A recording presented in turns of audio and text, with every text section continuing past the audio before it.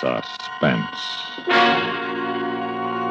And the producer of radio's outstanding theater of thrills, the master of mystery and adventure, William N. Robeson. It is a principle of law that a man cannot be charged, convicted, and sentenced twice for the same crime. But there is no law in the books that says a man cannot murder his wife over and over again in his fantasy. For a man of sufficient imagination, repetitive uxoricide can indeed become a pleasant way of bringing time to a stop, as Vincent Price accomplishes it in present tense, a tale well calculated to keep you in Suspense.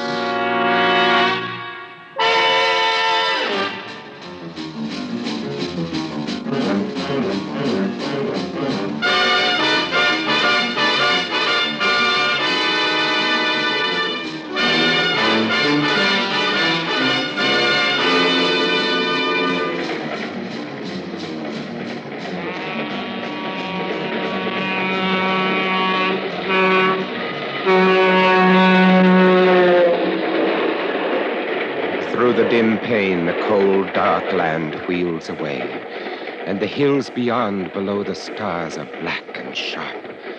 Dead hills, dark sky. Cold steel below my feet, cold as the face of the officer at my side, cold as the cuffs which link my arm to his, which join us on this journey to the prison where I die. Want a cigarette? No. Go on, take one. No, I don't smoke cigarettes. Okay. Has this happened to you before? What? Being handcuffed to a murderer? Has it happened to you before? Sure, plenty times. To an axe murderer? Yep. You're nothing special, brother. Lots of guys axe their wives. Lots of them. I could have escaped after I killed her, but I didn't. Now it's too late. Late. Ever too late. Never too late. Too late. Escape. If the train were to be wrecked, if the detective were to be killed. Late. The sweet escape, the light escape, the crash escape.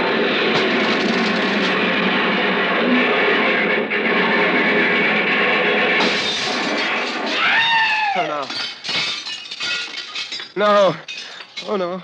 Oh, the darkness. Where am I? The cars must have gone down the gully. No lights. And those people in pain. And this thing fastened to my wrist. Oh, we must have gone halfway through the glass door. Keep back from his blood. I don't seem to be hurt. No broken bones. Escape. Now the key in his pocket. In his bloody pocket, and the cuffs are off.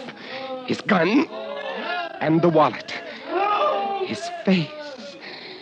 face is gone. His own mother would know him. I'm free. Fire! Fuel oil! I must get away. Here. Now my ring onto his finger, and that completes it.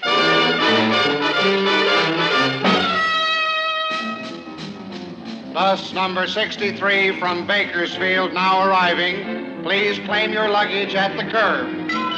Bus number 14 Taxi, from mister? San Diego now Yes. Please claim your luggage. Where to? Up Beverly Glen above Sunset. I'll show you where. Gotcha. Hey, you read about a big train wreck? Yes. Understand almost 100 were killed.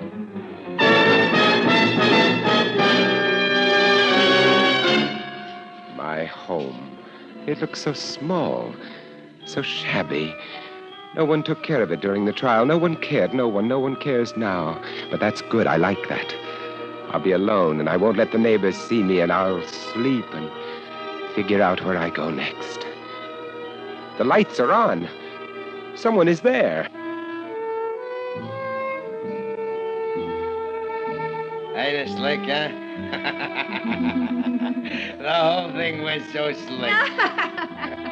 You'll always be the brains for both of us, won't you, honey, huh? Always. No, it can't be. She's dead. I know she's dead. I killed her. Want another bottle of beer, honey, huh? Yeah, sure. Is it cold? You bet it's cold, honey. But I'm not. You said a mouthful there. That husband of mine was never able to make me feel like this. Well, it takes a man, baby. All he would do was sit around and write those poems all the time. We framed it so good that he even thought he killed you. What was that? I heard a noise. Mice. You're funny. You know that? Real funny. Open the kitchen door so quietly and walk softly. Here on the wall by the stove, the cleaver. Honest, I hear something. You're nervous. Here, relax just a little bit more. I see them now. It is she. How did they do it? How did they trick me into imagining the murder? I am innocent. Sweetmeats. That's what you are. Sweetmeats. Lover man. The pig in his dirty undershirt. Soft, weak, white neck. Fat on his arms. Pig!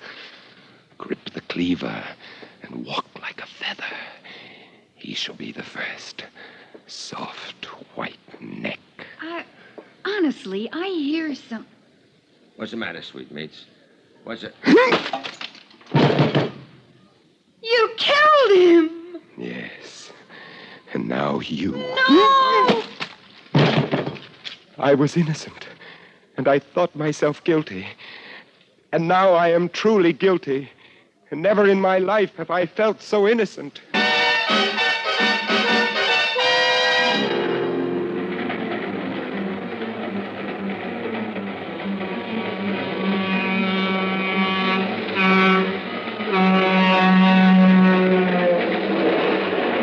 Like a dream, like a nightmare, the confession, the conviction, the sentence. And now once more, dark night, cold steel, the sound of wheels. Just as I lived it before. Why, even the cold face of the silent officer at my side. Hard, cold face, so much like that other face. Want a cigarette? No. Oh, go on, take one. No, I don't use them. Okay. Has this happened to you before? What? Being handcuffed to a murderer? Has it happened to you before? Oh, sure, plenty times. To an axe murderer? Yep. You're nothing special, brother. Lots of guys axe their wives. Lots of them. But were you ever cuffed to an axe murderer who killed two people at once? What are you talking about? My sin, my crime, what I did, I killed them both. Them? Oh, take it easy, brother. You only killed your wife. Just her, just one, that's all.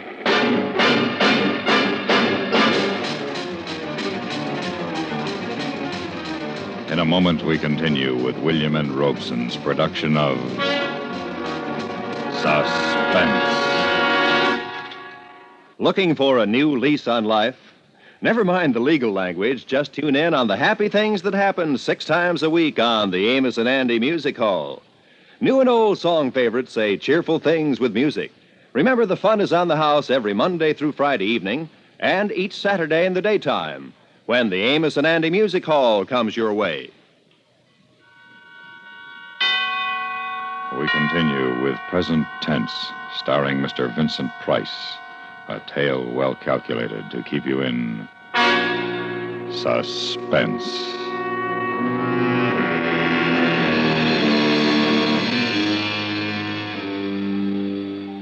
It had been raining for some days now, and beyond the barred window, the leaden sky bleeds sorrow on the barren land, the lonely land, the land beyond the prison wall. The sky was blue when first I came here, blue, so blue. And now it has become as the walls of my cell, of all our cells, dark, cheerless cells, these lifeless cells, these cells of men who wait to die. That wet sky, gray sky, cheerless sky. Ah, but it is beautiful. I have 12 hours left of life. 12 hours left to live. Beautiful sky, beautiful, beautiful. Wet and fresh and alive. Oh, rather would I spend eternity at the bottom of a well with but one patch of that to gaze upon than leave this life, than leave this earth, than leave this sky. But leave it I must. The guard told me no man has ever escaped San Quentin's death row. Blocks and bars, guards and guns lie between me and the world beyond. No escape. Not from here. But wouldn't it be nobler to gamble my life in bold attempt than lay it down in reckless resignation, eh?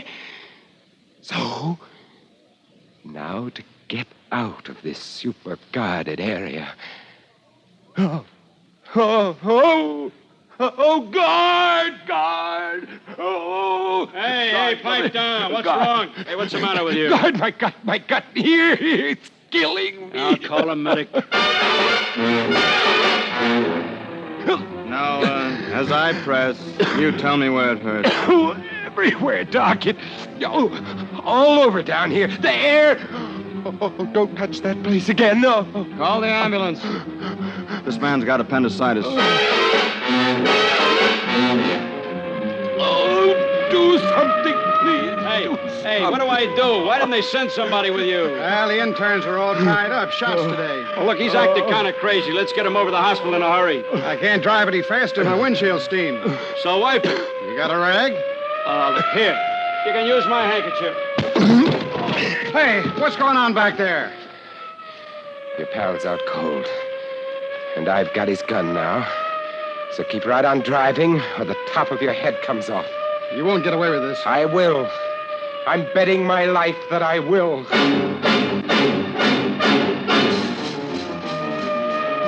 How far back is the prison? About 15 miles, at least that. Okay, pull over.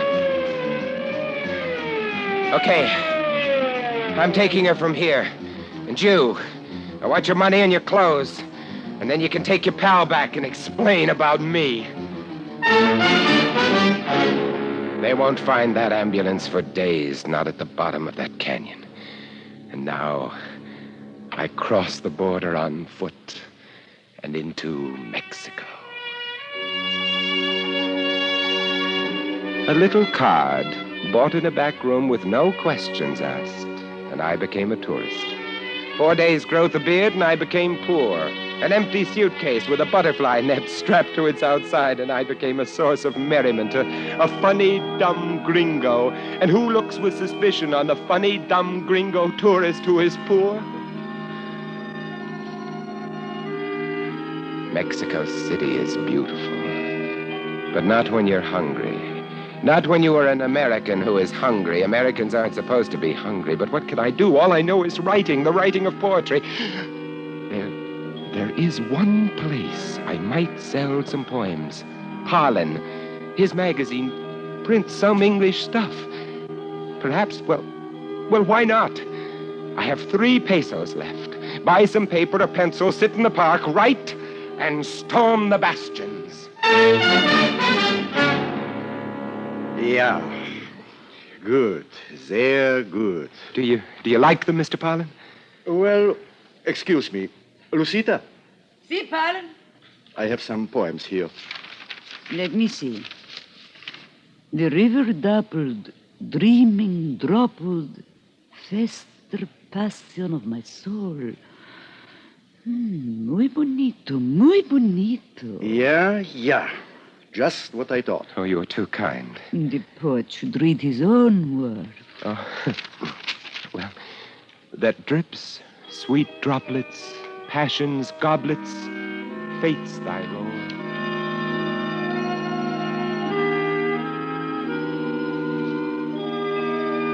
Lucita likes your stuff. A rare woman. And I like what Lucita likes. Aha. She says we do a book of your stuff. Oh? So here's an advance. Too much. Take it. When the book? 30 days. Right. Got the poems? I'll get them. Your name is? Smith. No good. 2 down. So true. I'll make a new one. Please do. And so? Good day, and I'll be back. In 30 days. With the poems. America. Miles below, the bleak brown mountains, the desert, yellow and red, my own mystic land. My advance money went for new clothing and a round-trip plane ticket to Los Angeles, and my new lease on life. In a small file under the eaves of the little house in Beverly Glen, there are poems. More than 1,000 of them. Poems which no one has ever seen. Poems written in the evenings after work on Sundays. And now, with the beard and the hat and the glasses, no one will recognize me. A cane. Yes, I ought to carry a cane to get the poems. Does someone live there in the house? Has someone bought it? No matter. Get the poems and then get back to Mexico City.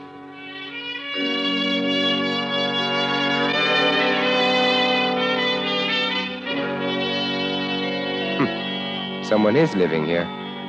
Wonder who? The hedge is trimmed and my hammock. Somebody's put a new canvas cover on it.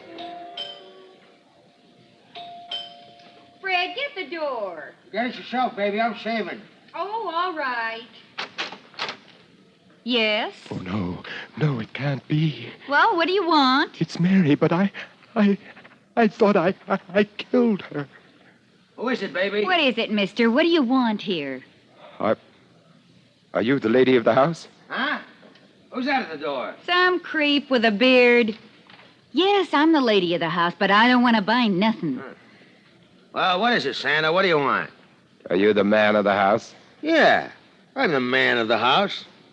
Sweetmeats? I'll say. So, what of it? Well, I'm making a survey. I'd like to ask a few questions. May I come in? I don't know. I'll let him. What's the difference? Thank you. Thank you. Well, first your name. My name? Yes, please. Fred Sneed. Where's he going? Mister, what do you want in my kitchen? The cleaver, Mary. Don't you know me? Mary? Hey, who are you, mister? Look close, Mary. Oh! The cleaver. Put it down. You know me? Yeah. Know the man you tricked into San Quentin? No, don't. Put down that... You killed him. Yes. And now you... No!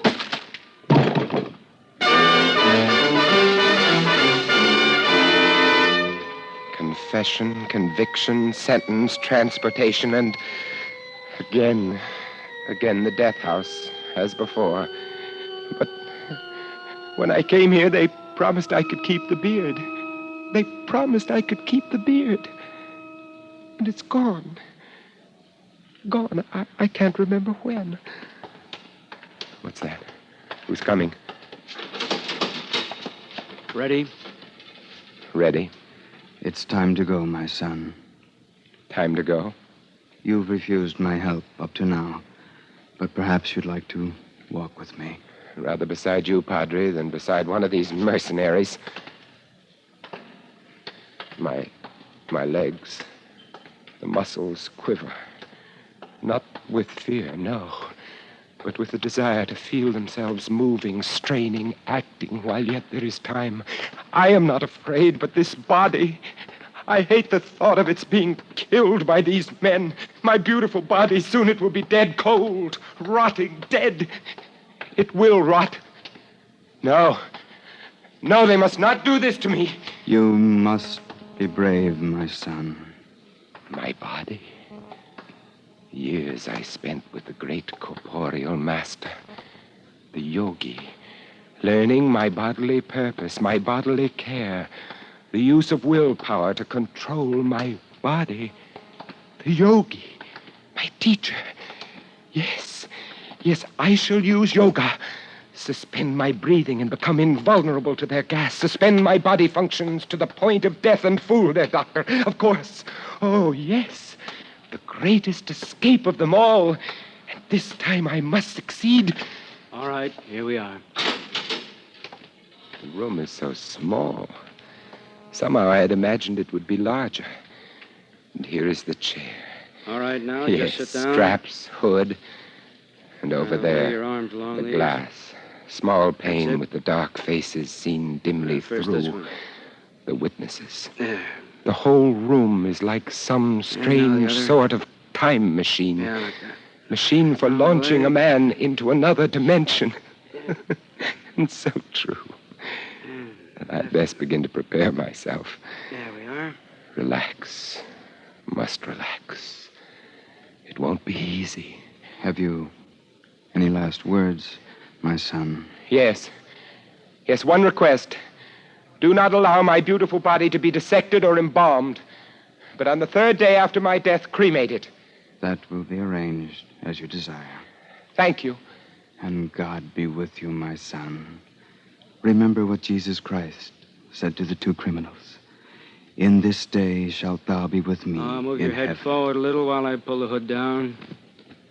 There. Now, when you hear the pellets drop into the acid, don't try any tricks. Just breathe deeply, see? The fumes don't hurt, you see? Cooperate with us. Make it easy on yourself, kid. Know what I mean?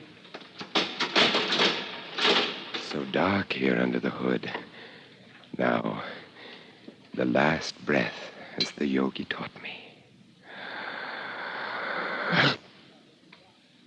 And the lungs hold it. Body limp, all muscles, tendons, joints. Relax all, slow the bloodstream, lock the breath. Hold, hold. Slow, slow, hold. Suspend all bodily functions, hold. Fix the eye in, suspended animation gently. Fix the mind on time. Ease the beating of my heart. Time is a picture on the screen of my mind. Slower, slower. My perception is slower. The time seems to spin by now. Go slow, my heart. The ventilators go on, clearing the air of the poisonous fumes. Now the doctor will come with his stethoscope. I will my limbs to stiffness, my flesh to coldness. It's clear, Doctor. You can go in now. Well, let's see now. Respiration has ceased. Heart has stopped. By the authority vested in me by the state of California, I pronounce this man dead. I will myself to consciousness in 6 hours' time.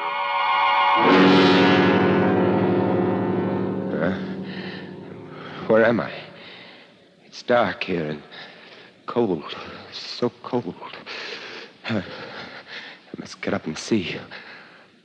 Oh, the prison morgue. It worked. But I'm cold. I'm so cold. What's this on my toe? Tag? It's too dark to read it, but I know what it says. It has my name, prison number, time of execution. Yes. And now, to look around. Because the next step must be played just right. This should be it. A coffin crate ready for shipping. Some cadaver being returned to a sentimental family. Well, that ought to be just right. And with him on my slab, my tag on his toe, and the most perfect escape of all time underway, here we go. I will my body to return from its state of suspended animation and to come immediately out of trance when next this coffin shall be opened.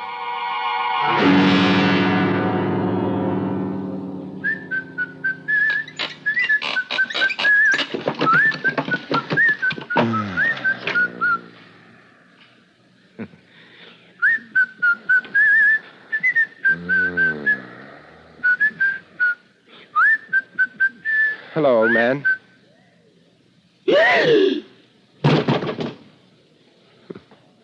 Funeral parlor. Poor fellow. Must have a bad heart. Well, let's see. No, it's going. Let's hope he's out for a while. This must be the workroom. Light hanging over the work table, and there a locker. Ha! With a suit. Fine. And here, in the desk, might there not be some sort of... Yes, here. A petty cash box. And it's quite full. The old boy apparently doesn't believe in banks. And now that Lazarus has returned from the dead, this newspaper dateline. I was executed 4 days ago. And now I find myself resurrected in Indianapolis, Indiana.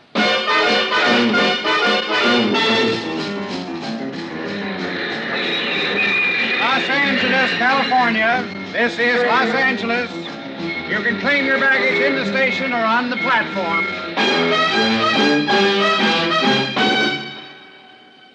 return to my home. A beautiful time to return home. My old hammock is there. My flowers, my yard. The house is empty. The lawyer said he'd had it cleaned up. My books, my pictures. Here, my old pipe. I haven't smoked it in years. Mary didn't like it. But now she's gone. I don't hate her anymore. Tobacco's still fairly fresh. Fill the pipe.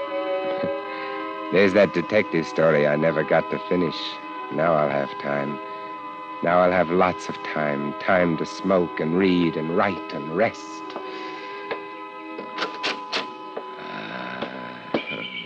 The sun's almost down. Twilight. Wonderful time to get outside. Cool, sweet air. Wonder what kind of birds those are. My hammock. So nice. Light the pipe. And relax. Wish I could remember what page I was on. But no matter. I can begin again. I've got all the time in the world, the rest of my life. The birds. The sun is slipping out of sight. Death of the sun. How red the sky. How soft those clouds. So lovely. So lovely. What's that? Oh, birds playing in the fish pond. Look at them, happy birds. That hissing. Oh, the man next door is turning on his lawn sprinkling system. Lie here and smell the cool air. Evening coming on, the sky grows darker. Lie in the gathering twilight. Death of the day, birth of the night. Sweet softness of the summer night coming. Soon the stars. Oh, it's lovely. Heavenly, just like heaven. Lie and swing to and fro, to and fro. Heavenly, heavenly.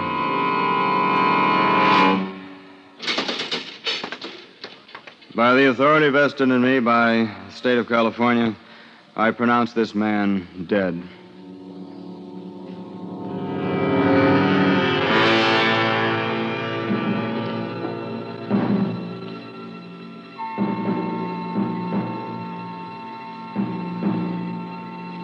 Suspense,